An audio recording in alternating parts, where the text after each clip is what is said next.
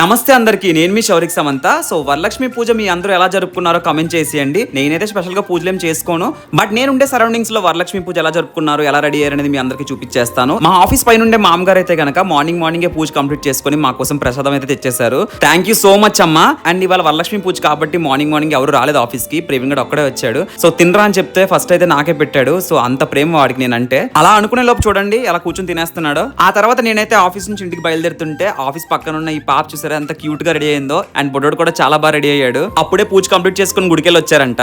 ఆర్తి వాళ్ళు అయితే కనుక వరలక్ష్మి రథం పూజ ఉంది కదా, రండి మా ఇంటికి ఇన్వైట్ చేశారు. సో నేనైతే అక్కడికి వెళ్ళిపోతున్నాను. ఏ ఒకేషన్ అయినా ఏ పూజ అయినా నన్ను ఇన్వైట్ చేసేది ఎవరైనా ఉన్నారంటే అది ఆర్తి వాళ్ళు మాత్రమే. ఇంక ఇంట్లోకి వెళ్ళగానే చూసారా మౌని ఏదో పని చేసేస్తుంది. అండ్ ఆర్తి అయితే కష్టపడి కిచెన్ లో గోబీ ఫ్రై చేస్తుంది. తనకి హెల్పింగ్ గా వెనకతల భార్గవ్ గాడు స్పెషల్ డిషెస్ చేయడంలో మాత్రం ఆర్తి ఎక్కడ కాంప్రమైజ్ అవ్వదు. సో ఫస్ట్ అయితే నేను వెళ్ళి దేవుని మనస్ఫూర్తిగా దండం పెట్టేసుకున్నాను. అండ్ ఆర్తి వాళ్ళ మమ్మీ బ్లెస్సింగ్స్ కూడా తీసేసుకున్నాను. నేను నార్త్ ఇండియన్ అవడం వల్ల ఇక్కడ పూజ ఎలా చేస్తారో నాకు క్లారిటీగా తెలియదు, బట్ ఆర్తి వాళ్ళ వల్లే కొంచెం తెలుసుకుంటున్నాను. ఫెస్టివల్ వైబ్ కాబట్టి ఆర్తి అయితే హాఫ్ సారీ కట్టుకుంది. హాఫ్ సారీలో ఆర్తి అయితే చాలా బాగుంది. అండ్ మా డ్రెస్సెస్ ఎలా ఉన్నాయో కమెంట్ చేసేయండి గైస్. మౌనిని కూడా బ్లాగ్ లో లాగేసుకున్నాను. మౌని అయితే చాలా మొహమాట పడుతుంది, బట్ ఫస్ట్ టైం వచ్చి మినీ బ్లాగ్ లో ఇన్వాల్వ్ అయిపోయింది. తన హాఫ్ సారీ కూడా చాలా బాగుంది కదా. చూసారా ప్రసాదం కోసం ఎన్ని ఐటమ్స్ చేశారో. పులిహోర, బూర్లు, కొమ్ము చెనకలు, స్వీట్స్. అండ్ నేను స్వీట్స్ తిన్నాను కాబట్టి స్వీట్స్ పక్కన పెట్టేసి మిగతాదంతా గబగబా లాగించేస్తున్నాను. మౌని, భార్గవ్, ఆర్తి అలా అందరితో కబుర్లు చెప్పుకుంటూ మంచిగా ప్రసాదం అయితే తినేసాను. చాలా బాగా అనిపించింది నాకు. అండ్ ప్రసాదం అయితే చాలా బాగుంది. నేను ఏం చేసినా సరే ఆర్తి మాత్రం పక్కన డైలాగ్ వేస్తూనే ఉంటది. అది నాకు ఆర్తికి అలవాటు అయిపోయింది అనమాట. ఆర్తి అయితే కనుక రేపు కట్టాల్సిన రాఖీస్ ఎలా ఉన్నాయో చూడమని చెప్పి చూపిస్తుంది.